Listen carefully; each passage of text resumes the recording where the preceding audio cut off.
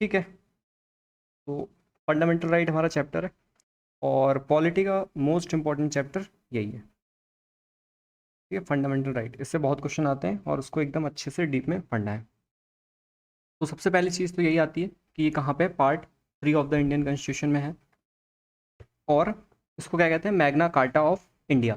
Magna carta क्या है, एक वो था कुछ यूएस यूके का, ब्रिटिश का कोई फर्स्ट डॉक्यूमेंट था, तो उसी लिए हम इसको मैग्ना कार्टा वो भी कहते थे, तो हमने भी इसे मैग्ना कार्टा कहा है। और इसका एक दो चीज़ और है कि किंग जो है वो अ, जो कोई कंट्री है, कोई स्टेट है, तो लॉ जो है वो सुप्रीम रहेगा, ना कि हमारा किंग। ठीक है, ऐसी कुछ चीज़ें हैं, ये आप लोगों ने उसमें लक्ष्मीकांत में पढ़ लिया होगा। पहले 7 फंडामेंटल राइट थे, अभी 6 हैं। तो क्वेश्चन ये आता है कि कौन सा जो है हमने डिलीट कर दिया। कौन सा डिलीट किया है? राइट टू प्रॉपर्टी वाला। हाँ, प्रॉपर्टी वाला। तो वो आर्टिकल 31 में था, उसको हमने डिलीट कर दिया है। अभी हमारे पास 6 फंडामेंटल राइट्स हुए। ठीक है, ये रहे 6 फंडामेंटल राइट। इक्वालिटी है 14 से 18, 19 से 22 है फ्रीडम, 23-24 एक्सप्लॉयटेशन है, रिलीजन का है 25 से 28, 29 और 30 है कल्चरल एजुकेशनल, और राइट टू कॉन्स्टिट्यूशनल रेमेडीज़ है आर्टिकल 32, जिसको ही हम क्या कहते हैं, heart and soul of the Indian constitution, यही कहते हैं ना इसको। क्योंकि किसी के साथ कोई दिक्कत हो जाए, तो किसी भी फंडामेंटल राइट्स का अगर इन्फ्रिंजमेंट हो रहा है, तो ये हमें क्या मदद करती है इसमें कि आप उसका क्या पा सकते हैं, अपना वो पा सकते हैं, क्या कहते हैं, जस्टिस। इसके अंदर 5 आती हैं, हिबस कॉर्पस, मैंडमस, सर्चियोरी, और 2-3 और है, क्यू वेरेंटो, और एक प्रोहिबिशन। ठीक है। हाँ, एक चीज़ और है कि क्या ये फंडामेंटल राइट्स हमारे एब्सोल्यूट हैं? तो नहीं, कोई भी चीज़ एब्सोल्यूट नहीं है, कुछ ना कुछ रेस्ट्रिक्शन, कुछ ना कुछ कानून या हल्का सा इसमें हर चीज़ में लगा हुआ है। क्वालिफाइड है, इसका मतलब है कि आपके पास फंडामेंटल राइट्स हैं तो, लेकिन कुछ केसेस में हम उसको सस्पेंड कर सकते हैं या टेम्परेरी उस पर रोक लगा सकते हैं, है ना। किस किस केस में लगा सकते हैं वो आपको पढ़ना है। इन जो ये पांचों हैं, इनका रीजनेबल रिस्ट्रिक्शंस कब होगा वो आपको पढ़ना है। जैसे कि राइट टू फ्रीडम है हमारे पास, हम कहीं भी घूम सकते हैं, तो क्या कोविड के टाइम हम घूम पा रहे थे? नहीं। क्यों? क्योंकि इस टाइम हमने रीजनेबल रिस्ट्रिक्शन लगा दिया था। क्यों? Due to public order, health, morality, कई चीज़ें होती है ना। तो अलग अलग चीज़ के लिए अलग अलग वो है कि हम कब लगा सकते हैं इस पर कोई रोक, रिस्ट्रिक्शन। हेल्थ के केस था भाई, ऐसे तो नहीं हर कोई फ्रीडम, राइट टू फ्रीडम वो नहीं दे सकते हैं ना, right to move during covid time, तो इसलिए रिस्ट्रिक्शन हम लगा सकते हैं। ठीक है, इसमें रीजनेबल रिस्ट्रिक्शन सभी को ध्यान रखना है कि पब्लिक ऑर्डर है, मोरालिटी है, सोवरेनिटी ऑफ इंडिया है, ऐसी कई चीज़ें हैं जिसमें हम रिस्ट्रिक्शन लगा सकते हैं इन सभी फंडामेंटल राइट्स में। और जब इमरजेंसी लगेगी तो भी हमारे संविधान में ये है रूल कि हम फंडामेंटल राइट्स को टेम्परेरी रोक सकते हैं, सस्पेंड कर सकते हैं, एक्सेप्ट विच 2 आर्टिकल?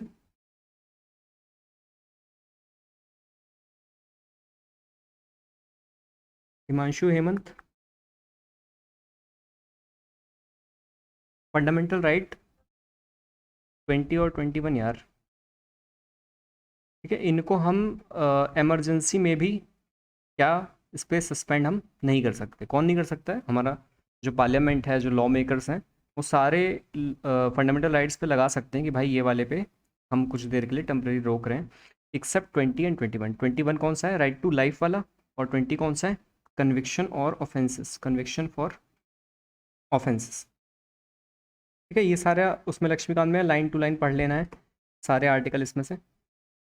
और इसमें क्या इंपॉर्टेंट है? 20 और 22 भी ज़्यादा इंपॉर्टेंट है। 20 और आर्टिकल 22 भी पढ़ लेना है। ठीक है, आर्टिकल 20 में 3 चीज़ें आती हैं, याद है ना। अगर कोई किसी को पकड़ ले, मतलब पुलिस आ गई पकड़ ली, ठीक है, कन्विक्शन फॉर ऑफेंसेस, कि आपने ये ऑफेंस किया है, तो 3 चीज़ें आती है ना 20 में। पहला आता है नो डबल जीओ पार्ट, कौन सा है?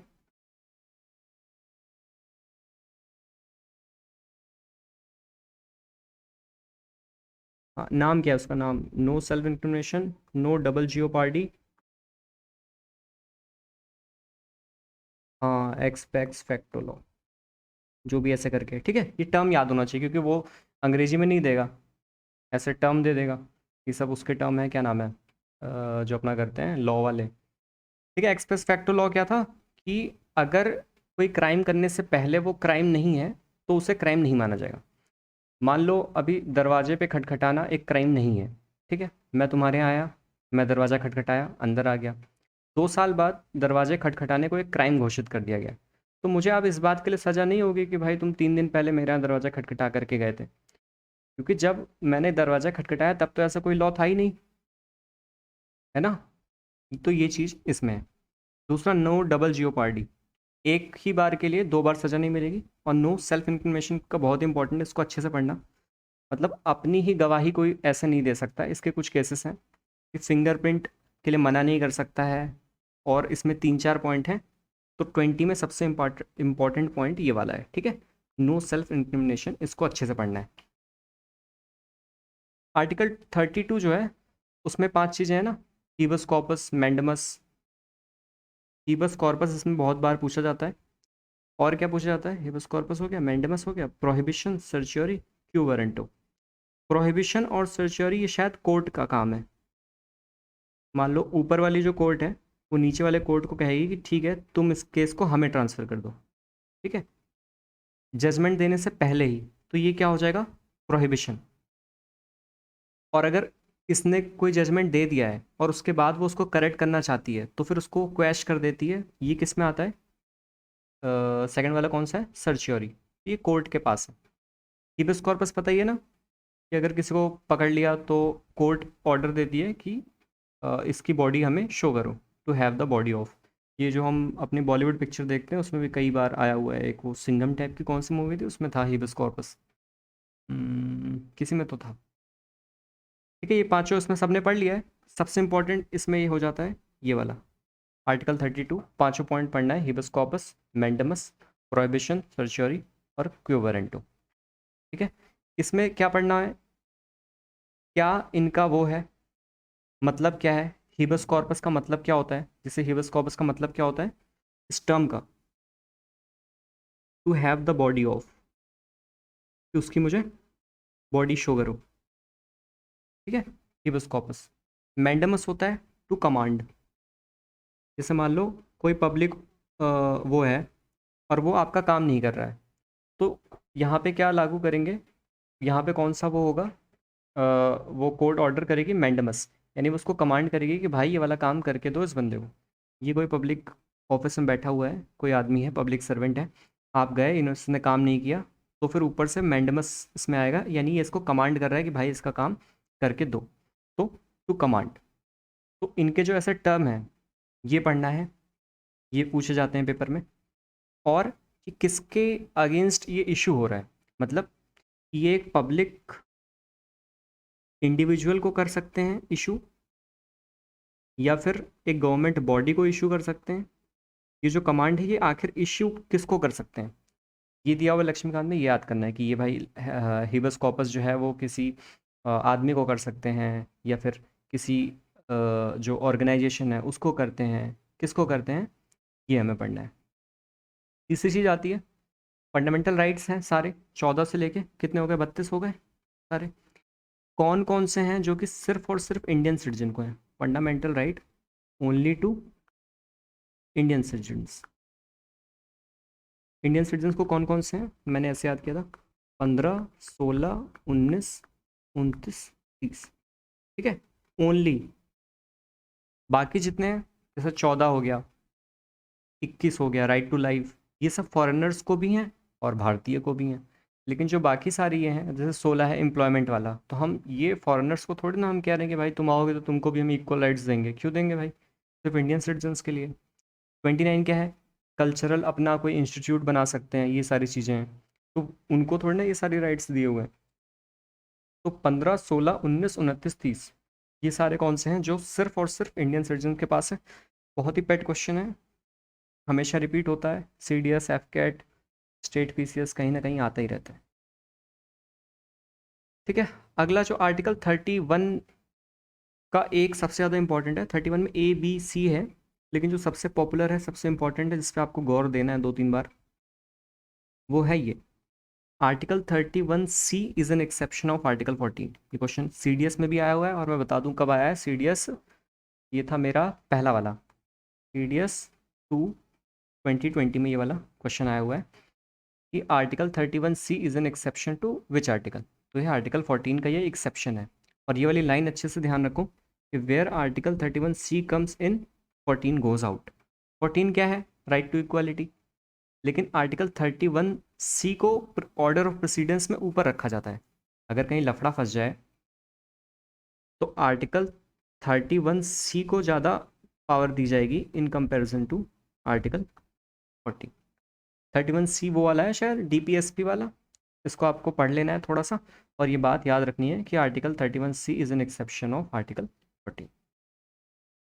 ये भी क्वेश्चन आया हुआ है, रिपीटेड क्वेश्चन है, NCBC, national council of backward community, ऐसा कुछ करके है। तो उसका फॉर्मेशन ईयर क्या है? 1993। ठीक है, ये भी लक्ष्मीकांत में है सारी चीज़ें। राइट्स का मैंने आपको बताया कि सभी में रीजनेबल रिस्ट्रिक्शंस थोड़े न थोड़े से हैं, और हमें वो याद करने हैं। आर्टिकल 21 क्या है? पढ़ तो रखा ही है सभी ने। आर्टिकल 21 है right to life.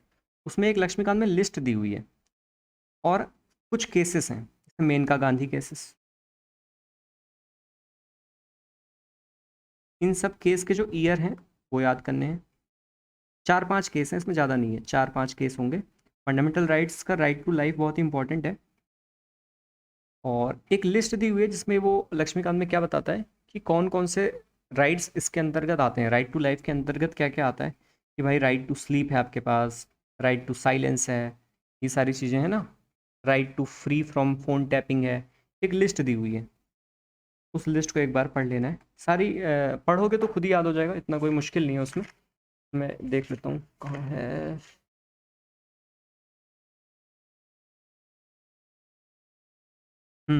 Right to speedy trial, right to travel abroad. अच्छा ये ध्यान रखना, राइट टू ट्रैवल अब्रॉड इसके अंदर आता है।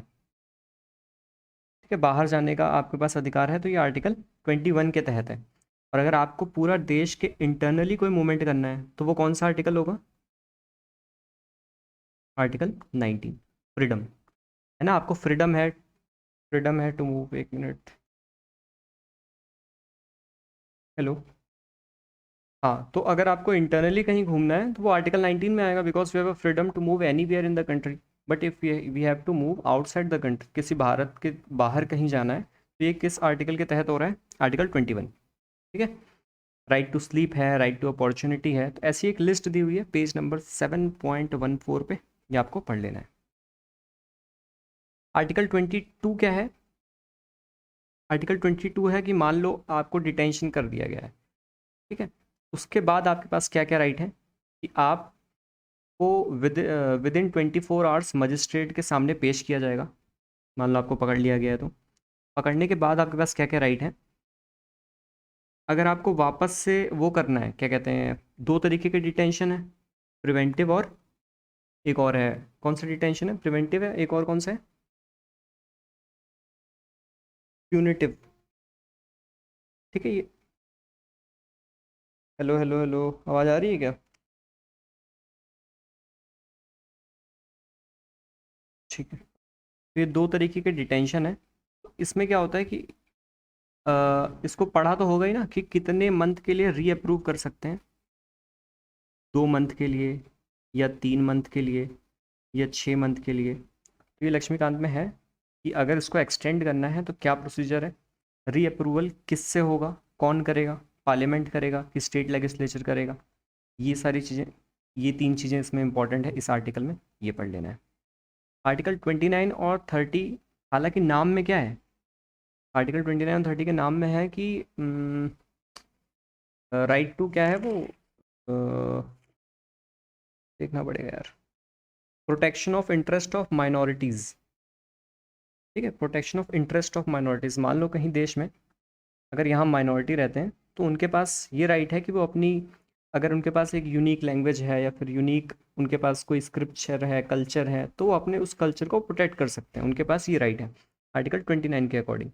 लेकिन हालांकि इसके नाम में यही है, क्या, protection of right to interest of minorities.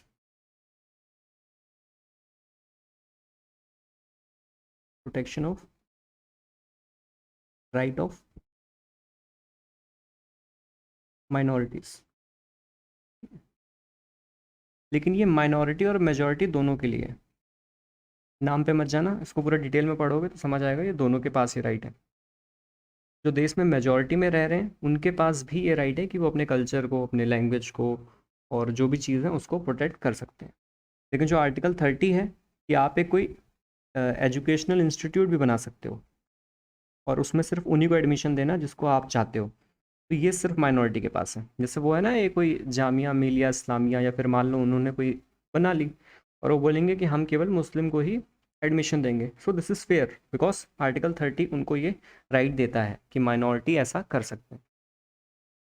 ठीक है, 20 और 30 में ये इंपॉर्टेंट था। हाँ, रिट्स पाँच में इंपॉर्टेंट है। क्या इंपॉर्टेंट है बता दिया, किस पर्पज़ के लिए है, कौन इशू कर रहा है, अगेंस्ट हुम, पब्लिक के अगेंस्ट, प्राइवेट इंडिविजुअल के अगेंस्ट, और इनका लिटरल मीनिंग जो मैंने ऐसे ब्रैकेट में अभी दिखाया था, to have the body of या फिर टू कमांड।